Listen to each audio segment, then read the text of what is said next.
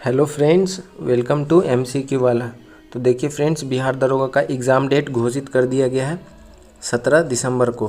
तो क्या है, अभी एग्ज़ाम पास आ चुका है तो हमें ज़्यादा से ज़्यादा सेट लगाने की आवश्यकता है। इसी चैनल पे अभी तक हमने किरण पब्लिकेशन का 14 सेट कंप्लीट करा रखा है। आज की सेशन में हम देखेंगे सेट नंबर 15 को, और साथ ही साथ रुक्मणी पब्लिकेशन का 30 प्रैक्टिस सेट, खान सर की पुस्तक से 15 प्रीवियस ईयर 5 प्रैक्टिस सेट यानी कि 20 प्रैक्टिस सेट उसमें भी कंप्लीट करा रखा है। आपने नहीं देखा है तो जाके सारी वीडियोज़ को प्लेलिस्ट में अच्छे से ध्यान से देख लीजिएगा। और आज के सेशन में हम देखेंगे किरण पब्लिकेशन का सेट नंबर 15। तो अभी तक आप चैनल से नहीं जुड़े हैं तो चैनल को सब्सक्राइब कर लीजिए, बेल आइकन को प्रेस कर लीजिए और चैनल से जुड़ जाइए। तो चलिए स्टार्ट करते हैं आज की सेशन को। सेट नंबर 15, सेट नंबर 15 का क्वेश्चन नंबर 1 देखते हैं कि कॉफ़ी का मूल स्थान निम्नलिखित में से कौन सा देश है। तो कॉफ़ी का मूल स्थान पूछ रहा, तो ये कौन सा देश हो जाएगा? तो ये हो जाएगा Ethiopia. Option 3 is the right answer. ये कॉफ़ी का जो है मूल स्थान है, इसको ध्यान में रखेंगे। क्वेश्चन नंबर 2, पंचायती राज प्रणाली में डैश श्रेणी संरचना होती है। तो हमारे देश में जो पंचायती राज प्रणाली है ये कितनी श्रेणी की है? तो ये है 3 श्रेणी के। Option 4 is the right answer. कौन कौन सी है? तो ये है ग्राम स्तर पे, उसके बाद है ब्लॉक स्तर पे, उसके बाद है जिला स्तर पे। तो ये जो 3 स्तर की प्रणाली है, 3 प्रणाली जो है पंचायती राज में, ये सुझाव किसके द्वारा दिया गया था? तो बलवंत राय मेहता के द्वारा दिया गया था। और पंचायती राज को संवैधानिक दर्जा कब दिया गया? तो 73वां संविधान संशोधन 1992 के तहत इसको संवैधानिक दर्जा दिया गया है। इसको भी ध्यान में रखेंगे। क्वेश्चन नंबर 3, लोकसभा चुनाव अधिसूचित करने का अधिकार किसे है? तो लोकसभा चुनाव अधिसूचित करने का जो अधिकार है ये है हमारे देश में चुनाव आयोग के पास। Option 2 is the right answer. पूछे चुनाव आयोग इसकी स्थापना कब हुई थी? तो 25 जनवरी 1950 को। इसको ध्यान में रखेंगे। और संविधान के आर्टिकल 324 में चुनाव आयोग की चर्चा है, इसको भी याद रखेंगे। क्वेश्चन नंबर 4, निम्नलिखित जीवाणु में से कौन सा एक मृदा उर्वरकता को उन्नत करने में मदद करता है? तो इसमें राइट आंसर क्या हो जाएगा? तो ये हो जाएगा rhizobium. Option 2 is the right answer. Rhizobium जो है ये चने की ऋणात्मकता और मृदा की उर्वरकता शक्ति में वृद्धि करने वाले जीवाणु का एक वर्ग है जो नाइट्रोजन को स्थिर रखता है। तो इसको ध्यान में रखेंगे। नाइट्रोजन स्थिरीकरण का जो काम है कि राइजोबियम जीवाणु करता है। Option 2 is the right answer. Question number 5, निम्नलिखित में से कौन सा एक विटामिन है? तो ये सब दिया हुआ एसिड का नाम है, इसमें से कौन सा एक एसिड है जो विटामिन है? तो ये हो जाएगा आपका folic acid. Option 2 is the right answer. Folic acid जो है ये जल में घुलनशील विटामिन B9 का एक रूप होता है, तो इसको ध्यान में रखेंगे। और जल में घुलनशील कौन कौन सा विटामिन है? तो WBC, ये इसका शॉर्टकट है।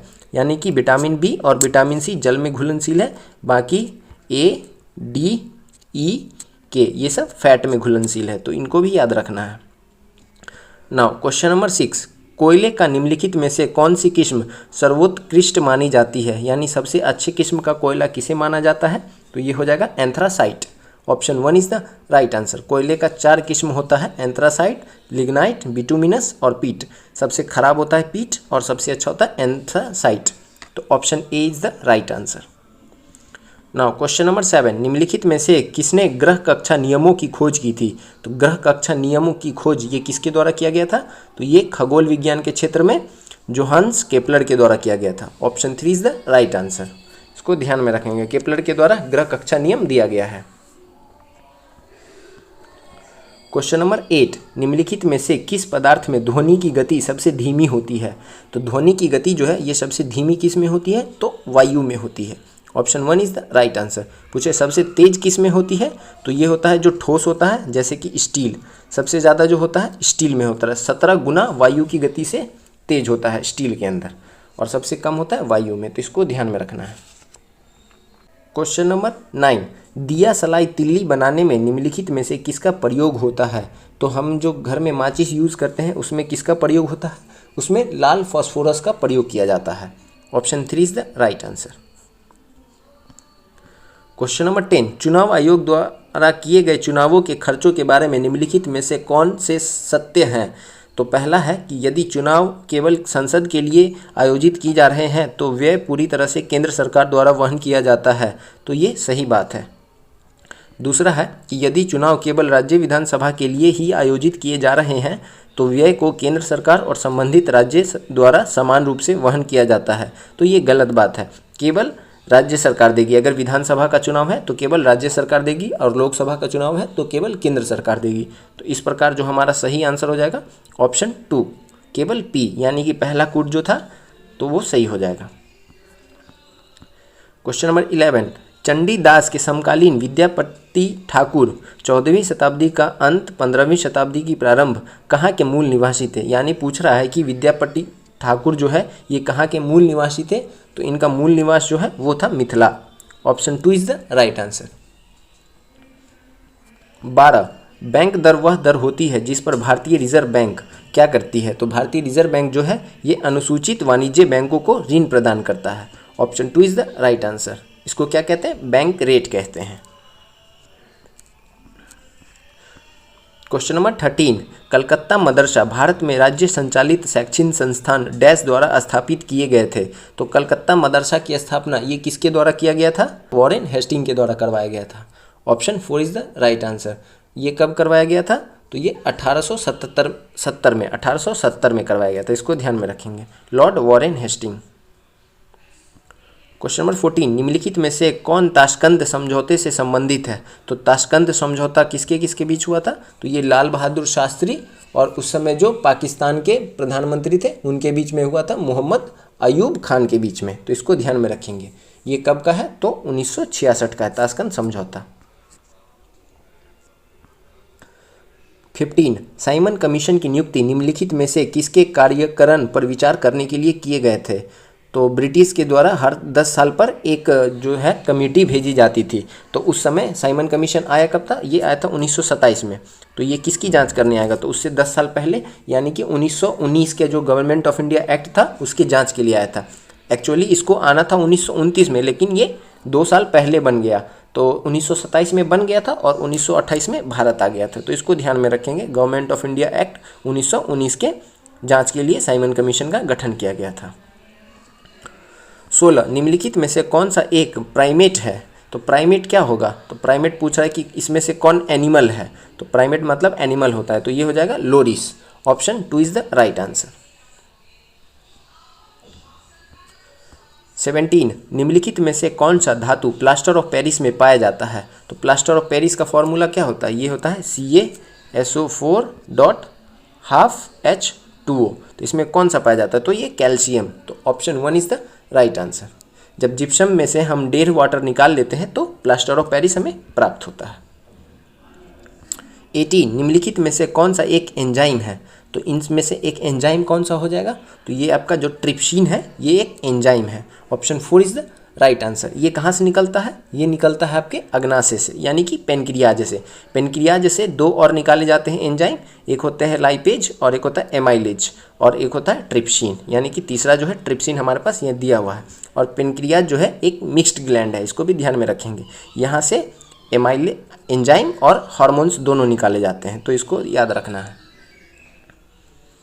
क्वेश्चन नंबर 19, निम्नलिखित में से किसने वंदे मातरम समाचार पत्र प्रारंभ किया। तो इसमें से किसने प्रारंभ किया था, तो एक्चुअल में अगर देखेंगे तो वंदे मातरम समाचार पत्र जो है ये श्री अरविंदो के द्वारा किया गया था। लेकिन श्री अरविंदो की सहायता से विपिन चंद्र पॉल जो है ये 7 अगस्त 1906 को वंदे मातरम की शुरुआत करेंगे, वंदे मातरम समाचार पत्र की। तो इस हिसाब से ऑप्शन 2 जो है ये सही हो जाएगा, विपिन चंद्र पॉल। लेकिन ये किनके सहयोग से करते हैं, तो श्री अरविंदो। अगर ऑप्शन में श्री अरविंदो होगा तो आपको श्री अरविंदो ही लगाना है क्योंकि वही राइट होगा। लेकिन हमारे पास यहाँ ऑप्शन में विपिन चंद्र पॉल दिया हुआ है, तो विपिन चंद्र पॉल जो है ये सही हो जाएगा क्योंकि ये उनके सहयोग से करते हैं। 20, जालसाजी विरोधी व्यापार समझौते को आधिकारिक तौर पर किस देश द्वारा अभिपुष्ट किया गया था। तो जालसाजी विरोधी व्यापार समझौता जो है ये नकली वेबसाइट पे दबाव और साइबर सिक्योरिटी इन सब से रिलेटेड है। तो ये जो है इसकी अभिपुष्टि जो है ये किया गया था जापान के द्वारा। Option 4 is the right answer. इसमें जो है Australia, Canada, Japan, Morocco, New Zealand, Singapore, दक्षिण कोरिया और संयुक्त राज्य अमेरिका द्वारा अक्टूबर 2011 में जलसाजी विरोधी व्यापार समझौते पर हस्ताक्षर किए गए थे और जापान ने इसको 5 अक्टूबर 2012 को समझौते की पुष्टि की थी। तो इसको ध्यान में रखेंगे कि यहाँ पे क्या बोल रहा है, अभी पुष्ट किया गया है, तो ये किसके द्वारा किया गया, तो ये वर्तमान में जापान, मतलब जो सबसे लास्ट में है ये जापान के द्वारा किया गया है। तो क्वेश्चंस के अनुसार हमें ऑप्शंस लगाने, तो इसको ध्यान में रखेंगे। 21 रंगों के निम्नलिखित समूहों में से किस समूह के रंग सामान्यतः प्रकाश के प्राथमिक रंगों के रूप में जाने जाते हैं। तो पूछ रहा है कि जो कौन सा रंग है वो प्राथमिक रंग है। तो जो प्राथमिक रंग होता है वो होता है लाल, हरा और नीला। तो इस प्रकार option 3 is the right answer. और प्राथमिक रंग को मिला के हमें क्या मिलता है, तो द्वितीय रंग प्राप्त होता है।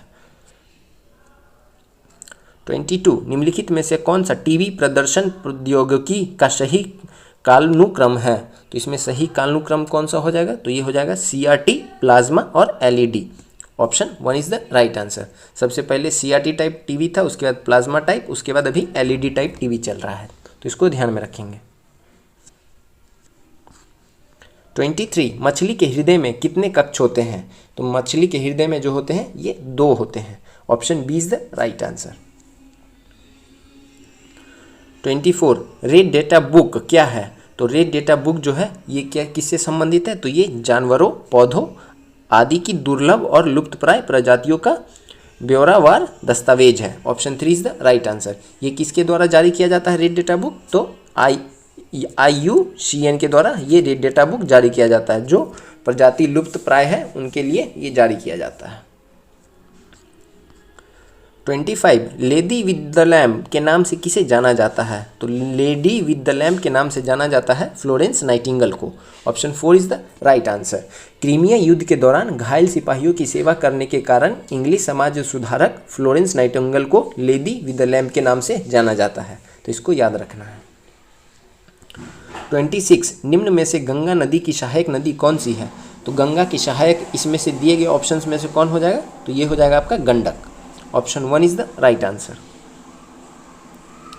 27 RAW का पूरा नाम क्या है, यानी RAW रॉ का फुल फॉर्म क्या होता है, तो research and analysis wing. Option 4 is the right answer. और इसकी स्थापना कब की गई थी, 1968 में। ये भी ध्यान में रखेंगे, रॉ की स्थापना 1968 में। 28 कौन सा जल मरुमध्य भारत और श्रीलंका को अलग करता है। तो भारत और श्रीलंका को कौन अलग करता है, ये हो जाएगा पाक जल डमरू मध्य। Option 3 is the right answer. ये भारत और श्रीलंका को अलग करता है।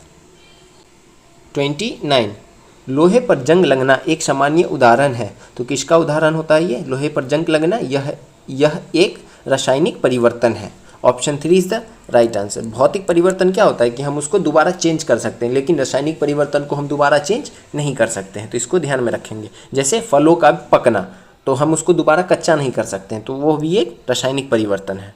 लेकिन बर्फ से पानी बनना और फिर पानी से बर्फ बनना, तो ये एक भौतिक परिवर्तन है। 30 सोर्स कोड को ऑब्जेक्ट कोड में बदलने वाले प्रोग्राम को क्या कहा जाता है। तो इसे क्या कहा जाता है, इसे कंपाइलर कहा जाता है। Option 1 is the right answer. Source code को ऑब्जेक्ट कोड में कंपाइलर चेंज कर सकता है। 31 कांचीपुरम स्थित कैलाशनाथ मंदिर इस वंश के शासनकाल के दौरान बनाया गया था। तो पूछ रहा है कांचीपुरम स्थित जो कैलाश मंदिर है ये किसके समय बनाया गया था। तो उस समय जो थे पल्लव वंश के शासक नरसिंह द्वितीय, उनके समय में ये बनाया गया था। 685 से 705 ईसा पूर्व के ईस्वी के बीच में। 685 से 705 ईस्वी पल्लव वंश के शासक नरसिंह द्वितीय के समय कांचीपुर स्थित कैलाश मंदिर का निर्माण कराया गया था, इसको याद रखना है। 32 निम्नलिखित में से कौन सा एक प्रसुप्त ज्वालामुखी है। तो प्रसुप्त ज्वालामुखी इसमें से कौन हो जाएगा, तो ये माउंट किलिमंजारो जो है ये एक प्रसुप्त ज्वालामुखी है। पूछे माउंट किलिमंजारो ये कहाँ पे है, तो ये हो जाएगा आपको तंजानिया में, तो इसको याद रखेंगे। 33 सभी नोबेल गैस अणु है। तो नोबेल गैस जो है यह एक परमाणुक अणु है। Option 1 is the right answer. Noble gas जो होता है बहुत ही कम रासायनिक अभिक्रियाशीलता वाली गंधहीन, रंगहीन और एक परमाणु गैसें हैं।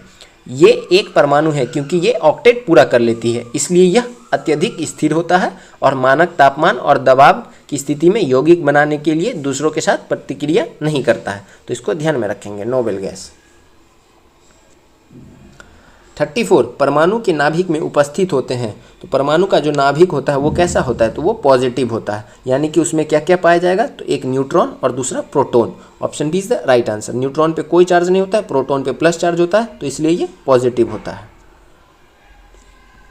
35 डीजल रेल इंजन कारखाना कहाँ स्थित है, तो डीजल रेल इंजन कारखाना जो है ये वाराणसी में स्थित है। Option 2 is the right answer. 36 स्वतंत्र भारत में पहले आम चुनाव कब आयोजित किए गए थे, तो पहला जो आम चुनाव है स्वतंत्र भारत के अंदर वो करवाया गया था 1951 से 52 के दौरान। Option 1 is the right answer.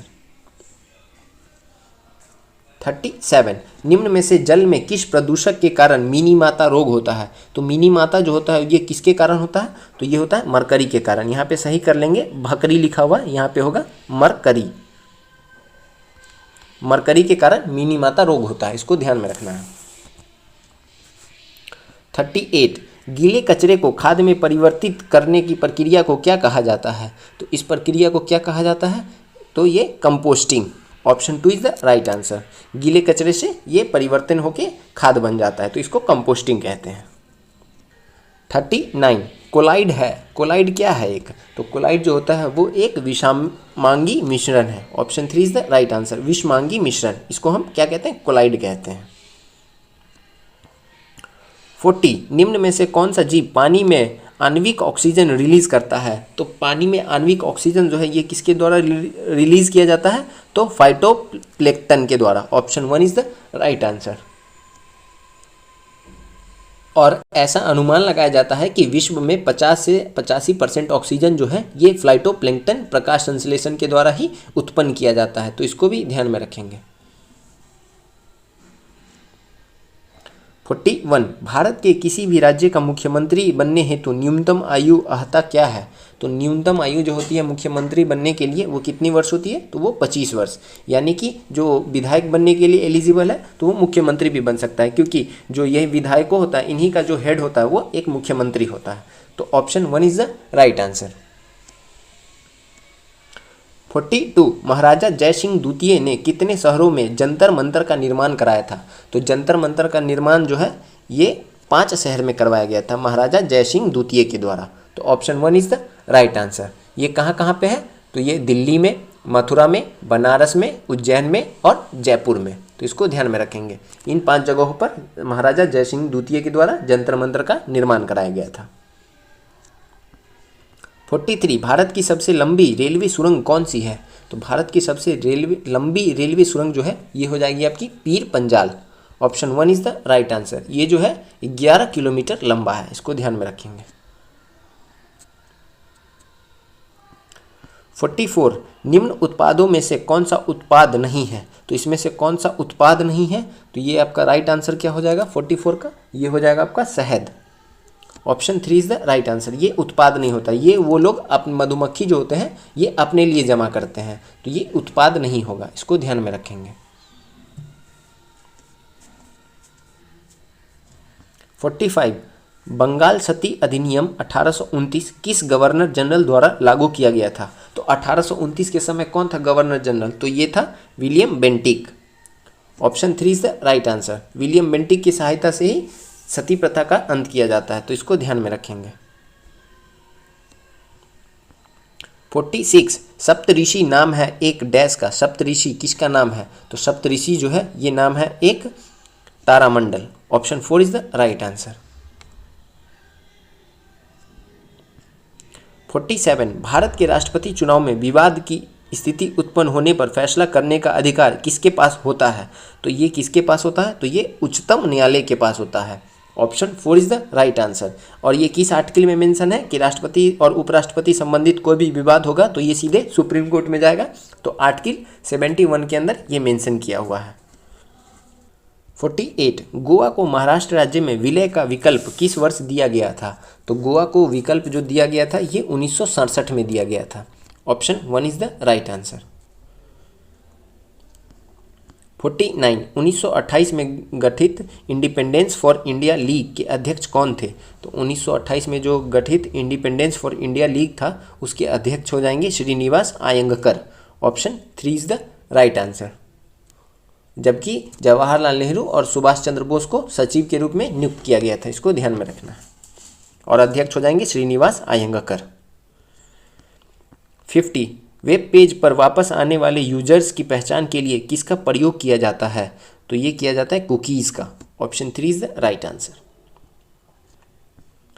51 सविनय अवज्ञा आंदोलन किस दिन प्रारंभ हुआ था? तो सविनय अवज्ञा आंदोलन जो है ये कब प्रारंभ हुआ था? तो ये 12 मार्च 1930 को।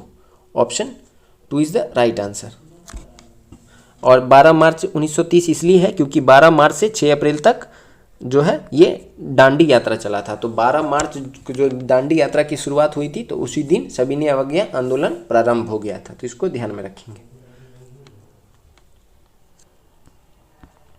52 भारत में शेयर बाजारों के लिए प्रधान नियामक संस्थान कौन है? तो ये शेयर बाजारों के लिए जो पूछ रहा है तो कौन हो जाएगा? तो ये SEBI, security and exchange board of India. Option 1 is the right answer. और इसका स्थापना कब की गई थी? तो 1988 में की गई थी और अधिनियम जो है ये 1992 में आया था, तो इसको ध्यान में रखेंगे। पहले स्थापना कर दिया गया था, बाद में अधिनियम लाके इसको संवैधानिक कर दिया गया।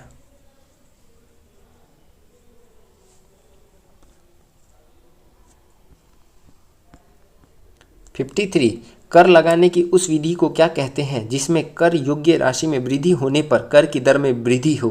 तो उसे क्या कहा जाता है? उसे कहा जाता है आरोही क्रम। Option 4 is the right answer. 54 Halley धूमकेतु लगभग कितने वर्षों में एक बार दिखाई देता है? तो हैली धूमकेतु जो है ये लगभग 75 से 76 वर्षों में एक बार दिखाई देता है। Option 4 is the right answer. और अगली बार अब नेक्स्ट टाइम ये कब दिखेगा? तो 2061 में, तब तक हम लोग बूढ़े हो चुके होंगे, शायद बचे भी ना, ऐसा भी हो सकता है। नाउ 55 पृथ्वी के बाहर पटल पर उपलब्ध दूसरा सबसे प्रचुर तत्व है। तो दूसरा सबसे प्रचुर तत्व ये कौन हो जाएगा? तो पृथ्वी के जो बाहर पटल पर दूसरा सबसे प्रचुर तत्व है यह है silicon. Option 2 is the right answer. 56 रेशम का उत्पादन यहाँ प्रारंभ हुआ था। तो रेशम का उत्पादन कहाँ से शुरू किया गया था? तो ये चाइना से। Option 1 is the right answer. और इसी पे किसने कब्जा कर लिया था? जो रेशम मार्ग था तो उस पे कनिष्क के द्वारा कब्जा कर लिया गया था, इसको भी ध्यान में रखेंगे। 57 निम्नलिखित में से किसके द्वारा रासायनिक ऊर्जा को विद्युत ऊर्जा में परिवर्तित किया जाता है? तो रासायनिक ऊर्जा को विद्युत ऊर्जा में जो परिवर्तित करता है वो हो जाएगा आपका battery. Option 4 is the right answer. इसको ध्यान में रखेंगे। ये क्या करता है? रासायनिक ऊर्जा को मतलब विद्युत ऊर्जा में चेंज करता है, जिससे हमारी जो गाड़ी होती है वो अच्छे से चल पाती है। 58 राष्ट्रीय भूभौतिक अनुसंधान संस्थान कहाँ पे स्थित है? तो राष्ट्रीय भूभौतिक अनुसंधान संस्थान जो है ये हैदराबाद के तेलंगाना में स्थित है। Option 4 is the right answer. 59 एक समबाहु त्रिभुज की ऊंचाई 12 सेंटीमीटर है, त्रिभुज का परिमाप कितना होगा? तो इसका कितना हो जाएगा? तो हमारे पास ऊंचाई दिया हुआ है 12 सेंटीमीटर, तो यहाँ से हम साइड निकाल सकते हैं, तभी जाके हमारा परिमाप निकलेगा। तो साइड कितना होता है? तो ये होता है समबाहु है तो √3a/2, और ये हमारे पास कितना दिया हुआ है? 12 दिया हुआ है। तो यहाँ से हमें क्या हो जाएगा? a की वैल्यू आ जाएगी 12 × 2/√3। तो यहाँ से कितना आएगा a की वैल्यू? ये आ जाएगा आपका 8√3। अब हमें क्या करना है? परिमाप निकालना है। तो परिमाप क्या होता है? 3a होता है। तो कितना हो जाएगा? 8 × 24√3। Option B is the right answer. 60 प्राचीन समय में अवध किस नाम से जाना जाता था? तो प्राचीन समय में जो है ये अवध जाना जाता था कौशल नाम से। Option 2 is the right answer. 61 संयुक्त राज्य अमेरिका में किस व्यक्ति को 1846 में सिलाई मशीन के संशोधित रूप के लिए पहला पेटेंट प्रदान किया गया?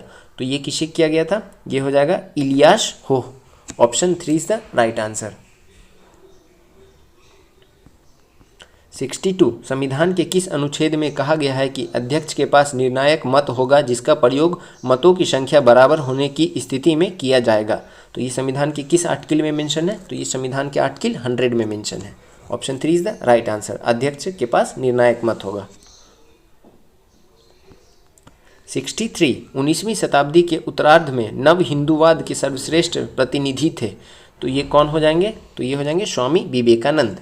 Option 2 is the right answer. Swami Vivekananda के द्वारा ही शिकागो में जो धर्म सम्मेलन हुआ था 1893 में, तो यहाँ पर इन्होंने जोरदार भाषण दिया था और हिंदू की श्रेष्ठता को स्थापित किया था, तो इसको ध्यान में रखना है।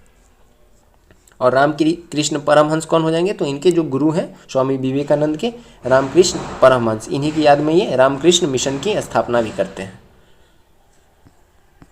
64 वाष्पीकरण की दर बढ़ती है, कैसे बढ़ती है, सतह क्षेत्र बढ़ने पे बढ़ती है वाष्पीकरण की दर। सतह क्षेत्र जितना बड़ा होगा वाष्पीकरण उतना ही तेजी से होगा। 65 सविनय अवज्ञा आंदोलन की असफलता के बाद गांधी जी ने महत्व दिया था, किस चीज़ को महत्व दिया था, तो इसके बाद रचनात्मक कार्यों को। Option 1 is the right answer. और कब शुरू हुआ था सविनय अवज्ञा आंदोलन, तो 12 मार्च 1930 से। 66 1857 का विद्रोह मुख्यतः किस कारण से असफल रहा था, तो ये मुख्यतः जो असफल रहा था कि किसी सामान्य योजना और केंद्रीय संगठन की कमी थी। Option 2 is the right answer, क्योंकि हर जगह से कोई ना कोई लीड कर रहा था, कोई एक केंद्रीय इन लोग का संगठन नहीं था, कोई भी बात इन लोग का पहले ही लीक हो जा रहा था। अंग्रेजों के पास ज़्यादा साधन थे, हमारे पास कम साधन थे, तो इसको ध्यान में रखना है। 67 भारत छोड़ो प्रस्ताव पारित होने के बाद गांधी जी को कैद किया गया था, कहाँ पे कैद करके रखा गया था, तो गांधी जी को कैद करके आगा खान पैलेस में रखा गया था। Option 4 is the right answer. Bharat छोड़ो आंदोलन कब स्टार्ट हुआ था, तो ये 8 अगस्त 1942 को पारित किया गया था और 9 अगस्त 1942 से चालू कर दिया गया था भारत छोड़ो आंदोलन। 68 रॉलेट एक्ट का भारतीय राष्ट्रीय कांग्रेस ने विरोध किया क्योंकि इसका लक्ष्य था, तो इसका लक्ष्य क्या था, इसका लक्ष्य था देशद्रोह के आरोप में राष्ट्रीय नेताओं को बंदी बनाना। इसी को बिना अपील बिना दलील वाला कानून कहते हैं, रॉलेट एक्ट कानून को।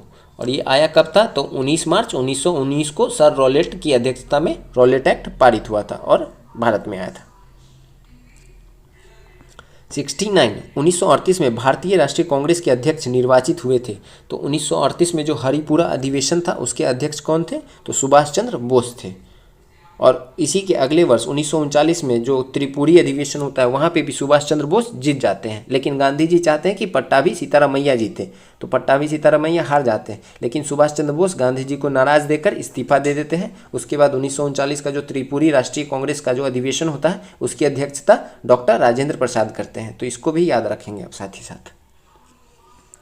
70 सौर मंडल का सबसे बड़ा ग्रह है, तो सबसे बड़ा ग्रह कौन सा है, तो ये है बृहस्पति।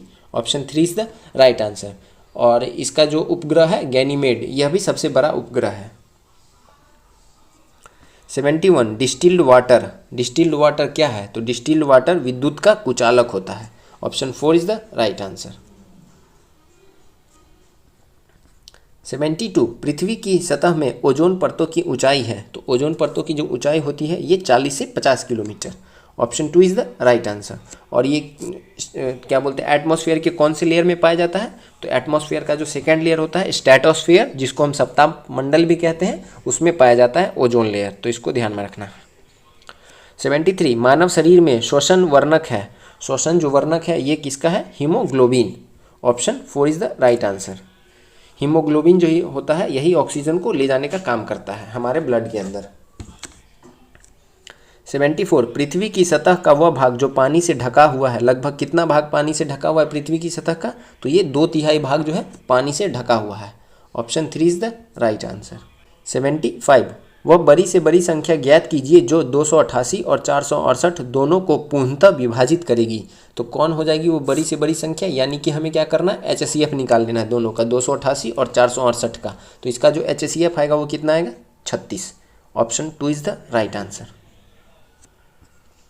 76 पटना का स्थानीय समय, पटना का स्थानीय समय हमारे भारतीय मानक समय से क्या है, तो वो आगे है। Option 1 is the right answer, क्योंकि जो भारतीय मानक समय रेखा है वो इलाहाबाद से गुजरती है और इलाहाबाद से पटना आगे है, तो इसलिए बोला जाता है कि पटना का जो स्थानीय समय है वो भारतीय मानक समय से आगे है। लेकिन हमारे देश के अंदर एक ही टाइम जोन है, इसलिए हमें IST को फॉलो करना होता है, चाहे हम कन्याकुमारी में रहे या कश्मीर में रहे या हम गुजरात में रहे या फिर हम अरुणाचल प्रदेश में रहे, हम एक ही टाइम को मानेंगे। 77 20 वर्ष की आयु पर मानव शरीर में हड्डियों की संख्या होती है लगभग, हड्डियों की संख्या कितनी हो जाती है 20 वर्ष की आयु में, तो ये हो जाती है 206। Option 4 is the right answer, उपयुक्त में से कोई नहीं। जन्म के समय ये कितना होता है, तो ये लगभग 300 हड्डी होता है, बच्चों के शरीर में 300 हड्डी होता है, लेकिन 20 वर्ष की आयु आते आते ये घट के 206 हो जाता है। 78, यदि यदि ऐनक के लेंस का पावर +2 डायोप्टर है तो इसके फोकस दूरी होगी, इसका फोकस दूरी कितना होगा, तो लेंस का जो फोकस दूरी होता है वो 100/d होता है। तो हमारे पास क्या दिया हुआ है, पावर दिया हुआ है, यानी d की वैल्यू दी हुई है +2, तो 100/2 ये कितना हो जाएगा, ये 50। Option 3 is the right answer. 79, 1983 के साहित्य अकादमी पुरस्कार के लिए चुना गया हिंदी उपन्यास था, तो कौन सा उपन्यास चुना गया था, Ardhanarishwar. Option 1 is the right answer. 80, उस संख्या का चयन कीजिए जो निम्नलिखित श्रेणी में प्रश्न चिन्ह के स्थान पर आ सकती है। तो प्रश्न चिन्ह के स्थान पर कौन आएगा, तो 40 से हम मल्टीप्लाई करेंगे 0.5 को तो 20 आएगा, 20 से मल्टीप्लाई करेंगे 1 को तो 20 आएगा, 20 को मल्टीप्लाई करेंगे 1.5 से तो 30 आएगा, 30 को करेंगे 2 से, यानी कि पहले क्या किया 0.5 से, फिर 1 से, फिर 1.5 से, फिर 2 से, फिर 2.5 से, तो 6 को 2.5 से मल्टीप्लाई करेंगे तो ये कितना आ जाएगा, तो ये हमारे पास आएगा आपका 150, यानी कि option 3 is the right answer. 81, कौन सा सस्तन प्राणी उड़न लोमड़ी के रूप में जाना जाता है, तो ये किसे जाना जाता है, ये जाना जाता है चमगादड़ को। Option 2 is the right answer. 82, dash कार्मिक मामलों में भारत सरकार की समन्वयकारी एजेंसी है, तो ये कौन हो जाएगा, तो ये हो जाएगा आपका कार्मिक लोक शिकायत और पेंशन मंत्रालय। Option 2 is the right answer. 83, Humayun द्वारा लड़े गए 4 प्रमुख युद्धों का तिथि अनुसार सही क्रम संकेत करें, युद्ध स्थलों के नाम नीचे अंकित है, तो इसमें से कौन सा हो जाएगा, तो ये जो आपका सही हो जाएगा, ये हो जाएगा पहले देवरा, उसके बाद चौसा, कन्नौज और फिर सरहिंद। देवरा लड़ा गया था 1531 में, चौसा लड़ा गया था 1539 में, 1531 में देवरा, 1539 में चौसा, कन्नौज लड़ा गया था 1540 में और सरहिंद लड़ा गया था 1555 में, तो ये सही क्रम है। Option 4 is the right answer. 84, निम्नलिखित में से किसने बंगाल में द्वैध शासन प्रणाली को समाप्त किया था, तो द्वैध शासन प्रणाली को किसके द्वारा समाप्त किया गया था, तो इसे समाप्त किया गया था वॉरेन हेस्टिंग के द्वारा। Option 3 is the right answer. 85, Lord Wellesley की सहायक संधि को स्वीकार करने वाला पहला मराठा सरदार था, तो यहाँ से हमें क्या पता चलता है कि सहायक संधि किसके द्वारा लाया गया था, लॉर्ड वेलेस्ली के द्वारा, और इसको स्वीकार करने वाला पहला मराठा सरदार कौन हो जाएगा, तो ये पेशवा बाजीराव द्वितीय। Option 1 is the right answer. 86, निम्नलिखित में से कौन आत्मीय सभा के संस्थापक थे, तो आत्मीय सभा के संस्थापक कौन हो जाएंगे, तो ये राजा राममोहन राय।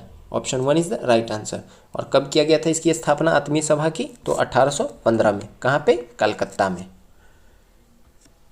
87, भारतीय नौसेना की सेवा में तैनात विमान वाहक INS विक्रमादित्य निम्नलिखित में से किस देश से खरीदा गया था, तो विक्रमादित्य किस देश से खरीदा गया था, तो ये रूस से खरीदा गया था। Option 3 is the right answer. 88, 17वीं शताब्दी में बिहार में सोने की खानें कहाँ स्थित थी, तो 17वीं शताब्दी में सोने की खानें जो है ये बिहार के पटना में स्थित थी। Option 2 is the right answer. और अभी वर्तमान में जमुई में सोने का भंडारण मिला है, इसको भी याद रखना है। 89, एटलस सदृश्य बेल्ट कहाँ स्थित है, तो एस्टर सदृश्य बेल्ट ये कहाँ पे स्थित है, तो ये स्थित है आपके मंगल और बृहस्पति के बीच में। Option 1 is the right answer. ध्यान में रखेंगे, एस्टर सदृश्य बेल्ट मंगल और बृहस्पति के बीच में स्थित है। 90 नंबर है, इसको सॉल्व करना है, सिंप्लीफिकेशन का क्वेश्चन है ये। तो इसके सबसे पहले सिंपलेस्ट फॉर्म को ले आना है, उसके बाद बॉड मास का फॉर्मूला आप लोग को अच्छे से आता होगा, बचपन में बहुत पढ़ा है बॉड मास, तो बॉड मास के फॉर्मूले को बस पुट कर देना है, बस ध्यान में रखना है, बॉड मास के फॉर्मूले को पुट करते चलना है। तो राइट आंसर क्वेश्चन नंबर 90 का क्या हो जाएगा, तो 131/161। Option 2 is the right answer. ध्यान में रखेंगे, बॉड मास के फॉर्मूले को याद रखना है, उसको भूलना नहीं है। सबसे पहले ब्रैकेट, उसके बाद ऑफ, उसके बाद डिविडेशन, multiplication,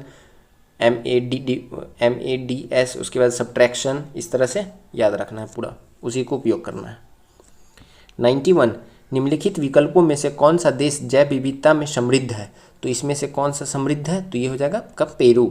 option 3 is the right answer. हमें यहाँ पे क्या करना है? ऑप्शन के अनुसार लगाना है, तो इसको ध्यान में रखेंगे। 92 राज्य पुनर्गठन अधिनियम के बारे में निम्नलिखित में से कौन सा एक कथन सही नहीं है? तो इसमें कौन सा कथन सही नहीं है? पहला कथन है अधिनियम का संबंध राज्यों की सीमाओं को फिर से रेखांकन करने की समस्या से था, तो ये सही बात है। दूसरा था यह सन 1956 में पारित हुआ था, तो ये भी सही बात है। इसने 14 राज्य और 6 संघ राज्य क्षेत्र का सृजन किया था, तो ये भी सही बात है। और चौथा है कि राज्य की सीमाएं प्रशासनिक सुविधा के लिए खींची गई, तो ये गलत बात है। तो इस प्रकार हमारा ऑप्शन 4 जो है ये सही हो जाएगा। 93 9,200 रुपये की एक धनराशि में से कुछ राशि 5% की वार्षिक दर से और शेष राशि 8% की वार्षिक दर से उधार दी जाती है। दोनों पर साधारण ब्याज मिलता है। 3 वर्ष बाद प्राप्त कुल ब्याज 1,812 रुपये है। तो 5 वर्ष की वार्षिक दर से कितनी राशि उधार दी गई थी? तो मान लेते हैं कि 5 वर्ष की वार्षिक दर से दी गई राशि थी वो x और 8% की वार्षिक दर से दी गई जो राशि थी वो हो जाएगी 9200 माइनस x। अब प्रश्न अनुसार हमें क्या कह रहा है कि जो 3 वर्ष बाद, नहीं यहाँ पे हम देख लेते हैं ऊपर में कि क्या बोल रहा है, दो साधारण 3 वर्ष बाद प्राप्त कुल वाय 1882 है। 5 वर्ष से कितना हो जाएगा? तो ये हमारे पास जो सही है इसका बनेगा, ये हो जाएगा x into 3 into 5/100 plus 9200 minus x into 8 into 3/100। इसको सॉल्व करेंगे, आएगा 1812। अब हमें क्या करना है? इज इक्वल टू 12, सॉरी यहाँ पे ये दोनों का जो प्लस एडिशन है इसका वैल्यू दिया बाय 12। इसको सॉल्व करेंगे तो यहाँ से हमें x की जो वैल्यू आएगी वो आएगी 4400। Option 3 is the right answer. Question number 94 Vidarbha एक प्रादेशिक नाम है भारत में और यह कहाँ पे स्थित है? तो ये महाराष्ट्र का अंग है। महाराष्ट्र का ये पूर्वी अंग है। लगभग 30% से अधिक क्षेत्रफल जो है ये महाराष्ट्र के पूर्वी भाग में आता है। 95 जब एक लोहे की कील को कॉपर सल्फेट के घोल में डुबोया जाता है तो लोहे की कील का रंग हल्का भूरा हो जाता है और कुछ समय बाद कॉपर सल्फेट के घोल का नीला रंग फीका पड़ जाता है। यह अभिक्रिया किसका उदाहरण है? तो यह अभिक्रिया जो है ये उदाहरण है रासायनिक विस्थापन का। Option 3 is the right answer. 96 8 Mitra ABCDEFG और H एक वर्गाकार मेज के चारों ओर इस प्रकार बैठे हैं कि मेज की प्रत्येक भुजा पर 2 व्यक्ति बैठे हैं। उन सभी का मुख मेज के केंद्र की ओर है। इस प्रकार भुजा पर बैठे प्रत्येक व्यक्ति का मुख वर्ग की सम्मुख भुजा पर बैठे अन्य व्यक्तियों की ओर है। A का मुख G, F और H की ओर नहीं है। B और C दोनों A के ठीक बगल में बैठे हैं। E A के ठीक बगल में बैठे किसी एक व्यक्ति के सामने बैठा है। H C के सामने बैठा है और D के, तो पूछ रहा है कि D के सामने कौन होगा। यहाँ से आप स्क्रीनशॉट ले सकते हैं, इसको ईजिली सॉल्व कर सकते हैं। इसका जो राइट आंसर होगा वो मैं आपको बता दे रहा हूँ। तो ये जो D के सामने बैठा व्यक्ति है ये A हो जाएगा। Option 4 is the right answer. 97 संघीय मंत्री परिषद के मंत्री उत्तरदायी होते हैं, तो ये किसके प्रति उत्तरदायी होते हैं? तो ये होते हैं लोकसभा के प्रति। Option 4 is the right answer. व्यक्तिगत तौर पे देखा जाए तो ये होते हैं राष्ट्रपति के प्रति, लेकिन सामूहिक तौर पे देखें तो ये लोकसभा के प्रति होते हैं। 98 निम्न में से कौन सी श्रृंखला एक छोर पर लद्दाख को कश्मीर की घाटी और चिनाब नदी से अलग करती है और हिमाचल प्रदेश क्षेत्र में स्पीति से किन्नौर को अलग करती है? तो ये कौन सा श्रृंखला है? तो ये हो जाएगा आपका जास्कर श्रृंखला। Option 1 is the right answer.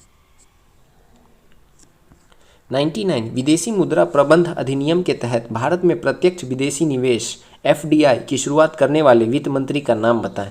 तो ये किसके द्वारा शुरुआत किया गया था? तो ये मनमोहन सिंह के द्वारा शुरुआत किया गया था 1991 में। इसको ध्यान में रखेंगे। लास्ट क्वेश्चन है क्वेश्चन नंबर 100 आर्थिक सहयोग एवं विकास संगठन OECD का मुख्यालय कहाँ पे स्थित है? तो इसका जो मुख्यालय है ये स्थित है आपके फ्रांस के पेरिस में। Option 2 is the right answer.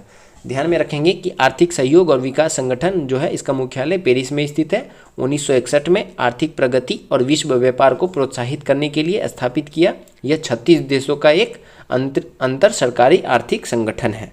आर्थिक सहयोग एवं विकास संगठन। तो आज ये हमारा सेट नंबर 15 कंप्लीट हुआ। कल हम मिलेंगे एक नए वीडियो में सेट नंबर 16 में। और अभी तक आप चैनल से नहीं जुड़े हैं तो चैनल को सब्सक्राइब कर लीजिएगा, बेल आइकन को प्रेस कर लीजिएगा और चैनल से जरूर जुड़ जाइएगा। हम कोशिश कर रहे हैं कि ज़्यादा से ज़्यादा जल्दी से जल्दी प्रैक्टिस सेट को कंप्लीट करा दिया जाए, और वैसे भी एग्ज़ाम से पहले सारा कंप्लीट हो जाएगा। आप प्रीवियस ईयर की भी वीडियोज़ को अच्छे से देख लीजिएगा, प्लेलिस्ट सबका बना हुआ है, सारी वीडियोज़ वहाँ पर अपलोड कर दी गई है, अच्छे से सारी वीडियोस को देख लेना है। तो चलिए तब तक के लिए थैंक यू, जय हिंद। मिलेंगे कल एक नए प्रैक्टिस सेट में, सेट नंबर 16 में।